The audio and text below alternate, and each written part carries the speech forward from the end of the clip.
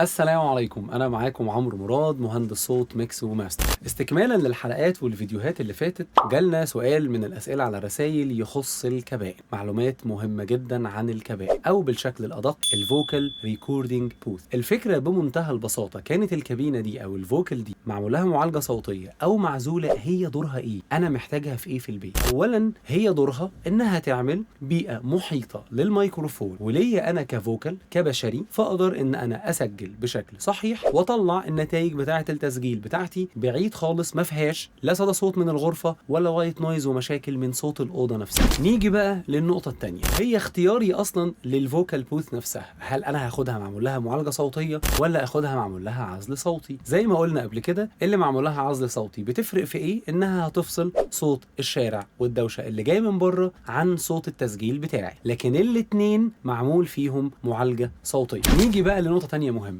هل معنى ان انا عندي في البيت فوكال بوث ده معناه ان انا مش هروح بقى استوديو تاني او كذا او كذا؟ بصوا، خلينا متفقين على حاجه، انا لو بسجل في البيت فايه الادوات اللي انا بستخدمها عندي في البيت؟ انا مثلا عندي مايك يو اس بي، عندي مايك كوندنسر ومعاه كارت صوت. في الاخر انا ما عنديش الادوات اللي موجوده في الاستوديو. الاستوديو عنده ادوات اقوى كتير جدا في الاداء وفي النتائج، لكن هل انا شغلي محتاج لده؟ يعني هل انا طبيعه العملاء بتاعتي والشغل بتاعي محتاج ان انا كل مره انزل اروح الاستوديو؟ او هل طبيعه الشغل بتاعي والعملاء بتاعتي محتاج ان اسجل في البيت؟ انت اكتر حد تقدر ترد على ده. في عملاء عندنا احنا شخصيا كتير بيعملوا ايه؟ بيسجل مرات في البيت ومرات في الاستوديو حسب الشغل المطلوب منه. فبالتالي هل معنى ان انا عندي استوديو في البيت صغير كده ان انا مش هروح استوديو تاني؟ انت اكتر شخص هتقدر تجاوب على السؤال ده، لان زي ما قلنا الادوات اللي موجوده عندي مختلفة تماما عن الأدوات اللي موجودة في الاستوديو، وبالتالي التسجيل هنا في النتائج مختلف عن التسجيل هنا في النتائج، وانت صاحب القرار، عايز تعمل ده أو عايز تعمل ده. كنت معاكم عمرو مراد.